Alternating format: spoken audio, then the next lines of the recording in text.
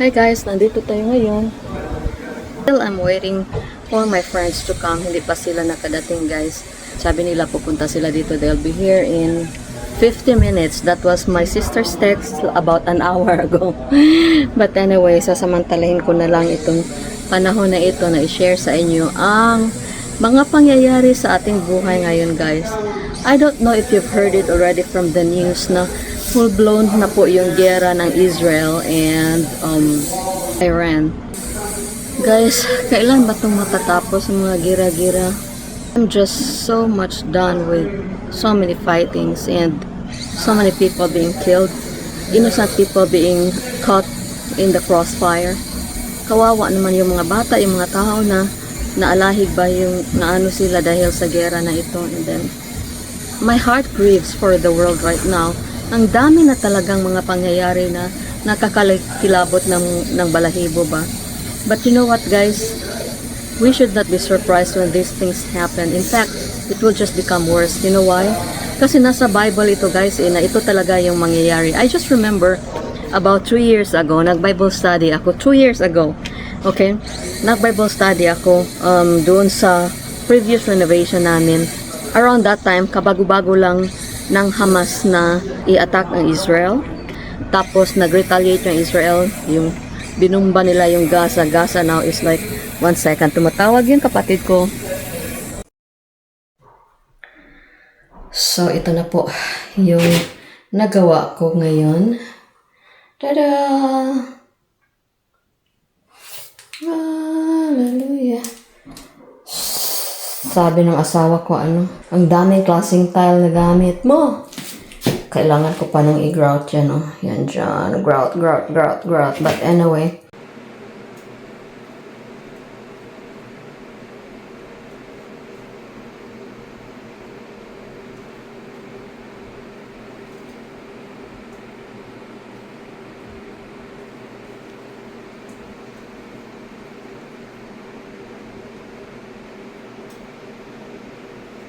Two years ago, sinabi ko sa Bible study ko with my friends who came to our renovation house before, sinabi ko na this is just the beginning.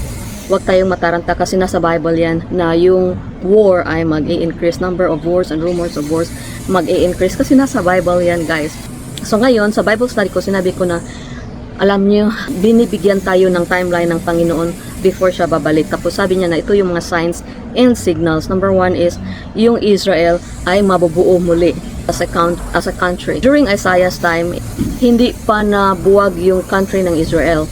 So, si Isaiah sa Old Testament ay prophesy niya na ang country ng Israel during his time will break as a nation and then lahat ng mga Israelites ay kalat-kalat na sila all around the world. Before pa ito na nangyayari, itong pagkawala ng nation na Israel, sinabi na Isaiah na ngayon may nation tayo ngayon, pero time will come that, kasi gahit yung ulo natin, matigas yung ulo natin, bubuwag-buwagin tayo ng Panginoon. So, yun yung nga nangyari, nabuwag yung country na Israel. However, sabi din ni Isaiah, kahit na wala yung nation na Israel, time will come na babalik ang nation na Israel, pabalik sa isang nasyon. Break muna tayo guys. Pakita ko muna sa inyo ang isang lugar dito sa amin kasi bumili na naman ako ng panibagong telescope. Okay na telescope guys. Pag bibilhin mo ng brand new nasa $800 tapos bininta lang niya ng I think how much was that? $50 guys. Yes, $50 lang yung pagbenta niya kasi regalo daw yun sa asawa niya tapos hindi nila ginagamit. So bininta na lang niya at naka-jackpot naman ako. But anyway guys, tingnan nyo yung mga bahay dito. Ang grabe, ang gara-gara talaga. Grand mansions. Kaya lang guys, na-realize ko na going back to our story, Jesus is coming soon. Tapos lahat ng mga dito, mga kayamanan natin dito sa mundo ay ating iiwanan.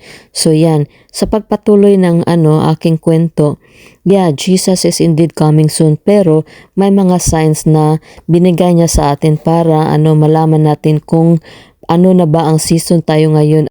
Ito pa muna yung mangyari. Number 1, mababalik yung Israel as a nation, and number 2, palagi na lang nasa news yung Israel.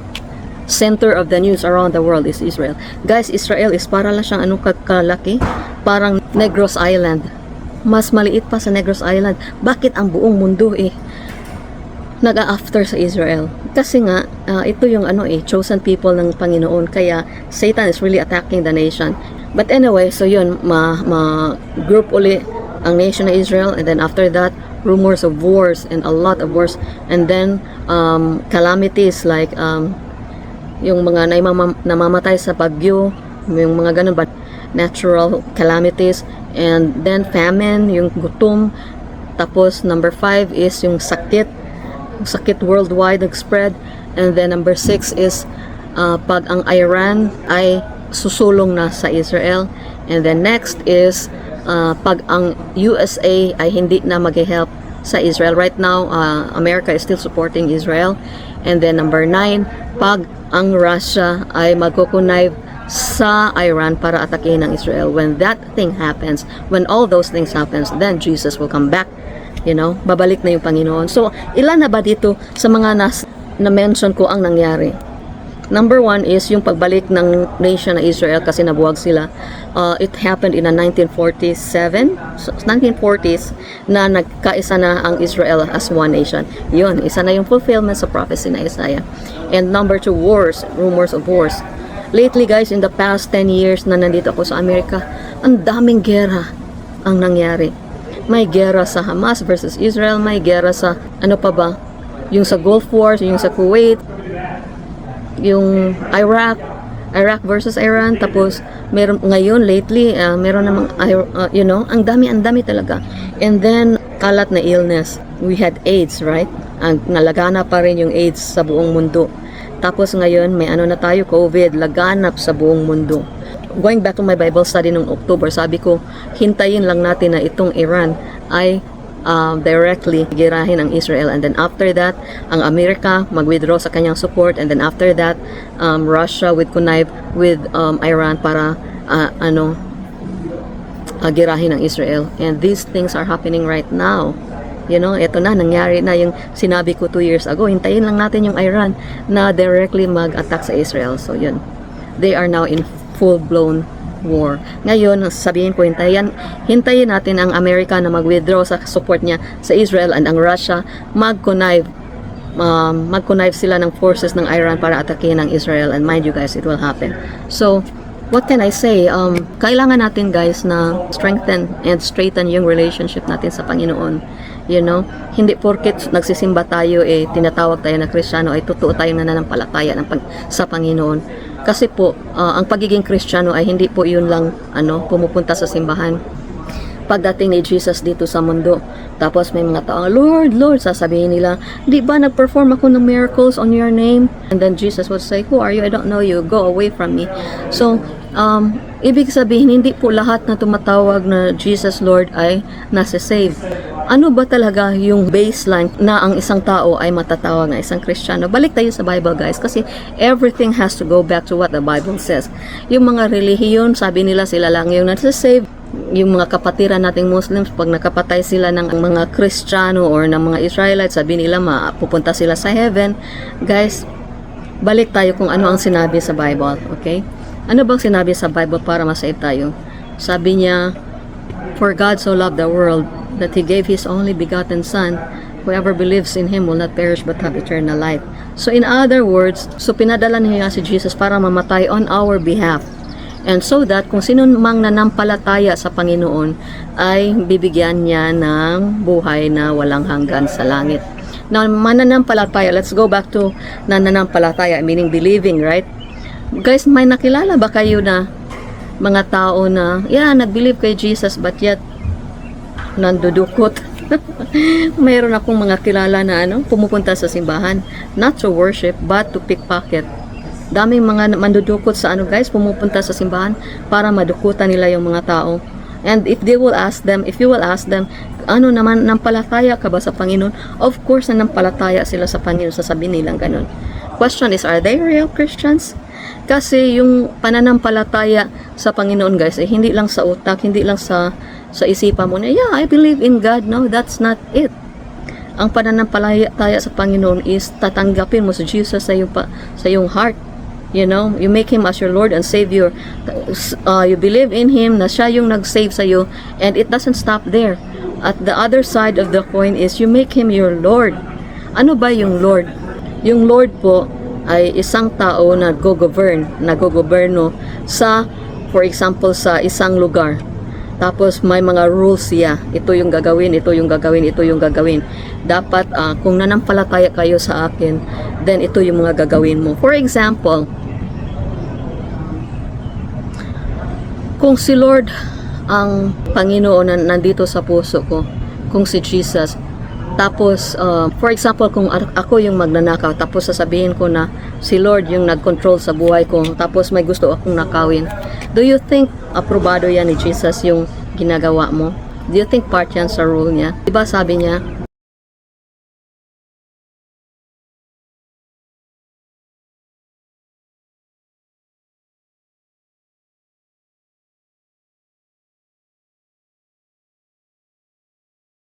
so yun, kung sasabihin mo na nanampalataya ka kay sa Panginoon, pero yung mga actuations mo or actuations natin ay opposite sa ating pananampalataya, then we are not really followers of Jesus. Yun.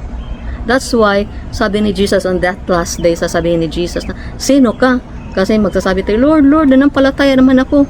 Nag-perform ako ng miracle on your name. Tapos sasabihin ni Jesus, sino ka? Hindi kita kilala. You know why? Kasi wala yung lordship niya dito sa ating puso. Hindi naman tayo lahat perfect. That's why we need Jesus. That's why we need His lordship in our lives. Kasi pag walang takot sa Panginoon, gagawin lang natin kung anong gusto natin gagawin. Yun, ito yung nangyayari ngayon. Nagkakagulo na ang mundo. Dahil walang peace ng Panginoon sa kanilang buhay.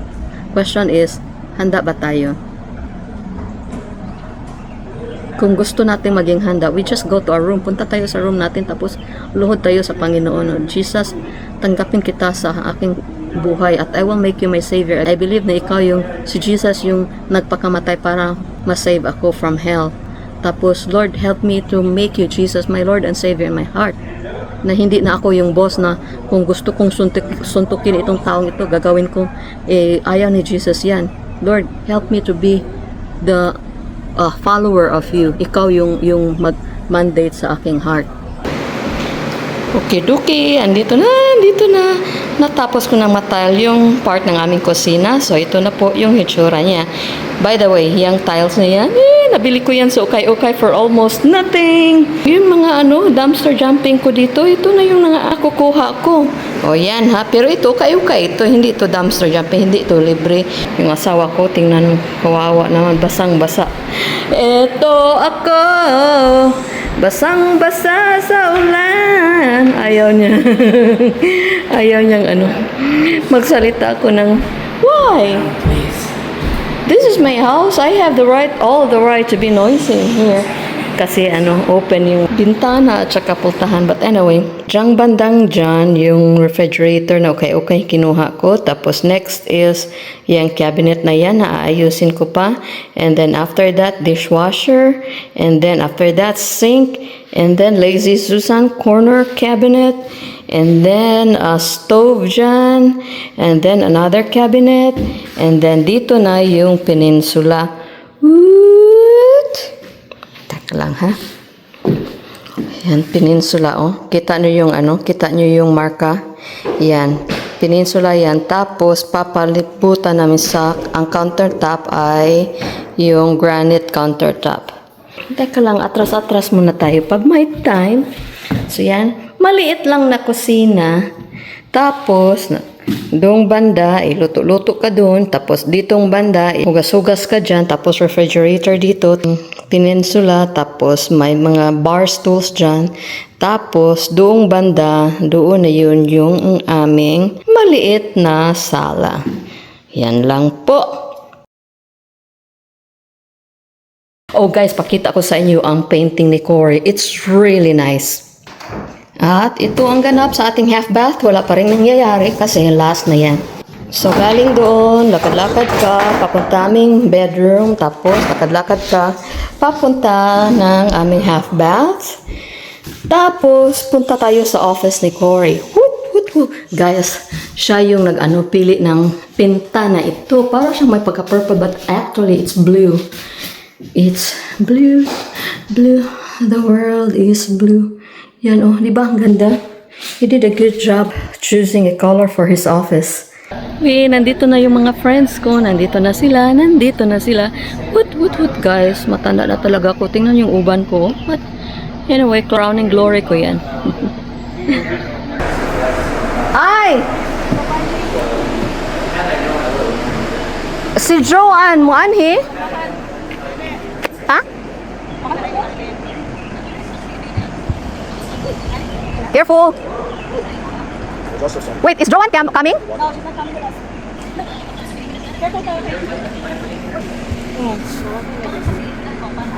Marilyn, Aubrey said it's kind of the same like your Filipino house. Yes.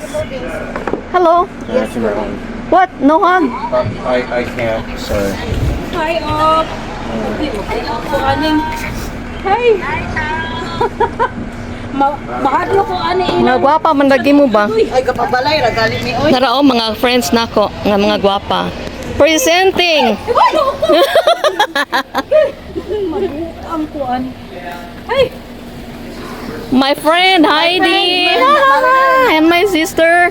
Mao na siya mga Miss Negros presenting. Uy, ganahan ko si mo siya Miu Miu.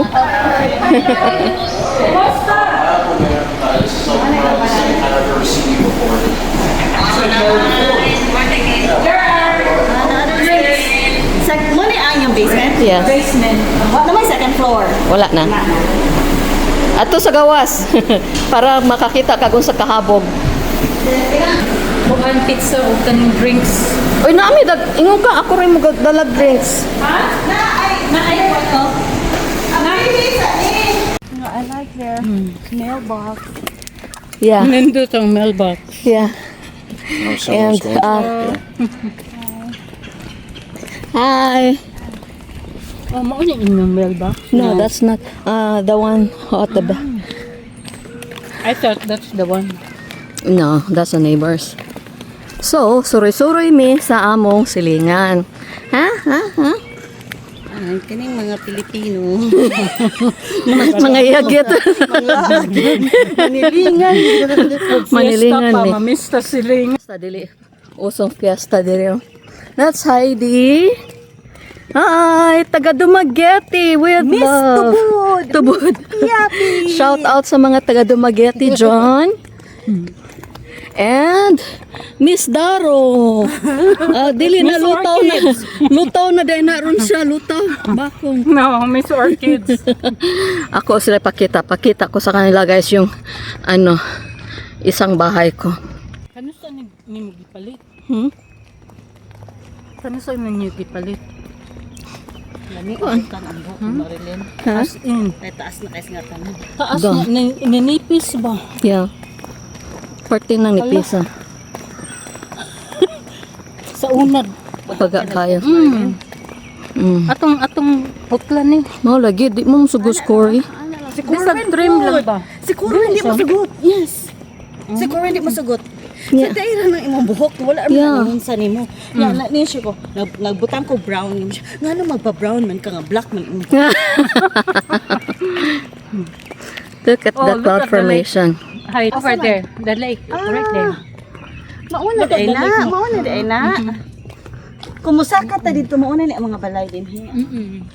Len dili ba ko ang flood? Isa mo flood dire. Nindot ang balay. Wow, I like this one na ay Pakita ko niya. stairs ba din ang mga roses kung ila pa ning limpyuhan lami na siya. Nindot. Oh, pakita na ako among balay ha. Ang sa manibalay na Jude. Oh, balay na gyud. May gudlaman. Ako'y kapoy adi nga. Kana ako ng balay. In my dreams. Look at that. That's Auntie Marilyn's dream house. It's a I prank. like the house, but I want my... Where is the lake there? Where is the lake? Oh, Over there. there. Oh, no, that's not it. Oh, there. It's a prank. It's a prank. Ganda ng lakes.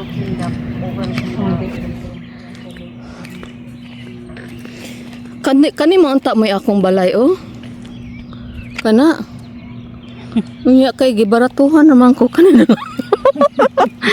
Guys, nang hinambog ko ba in my dreams lang. Sabi mahinok to paayo.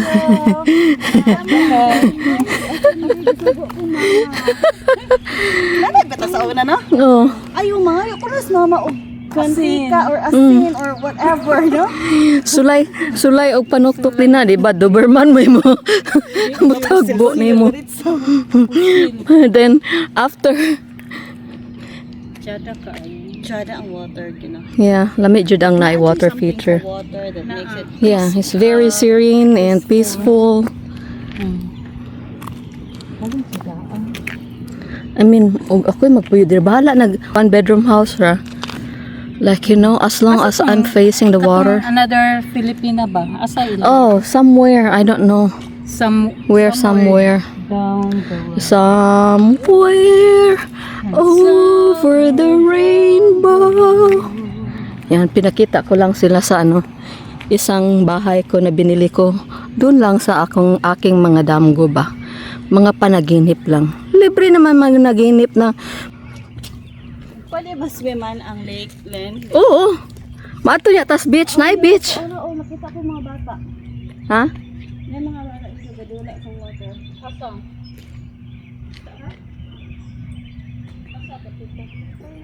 Ito na po, yung mga namin. I am so sleepy. Super pagod. But my husband said, time to go home. Anong oras na ba ngayon? Alas 10, alas 11 ng gabi.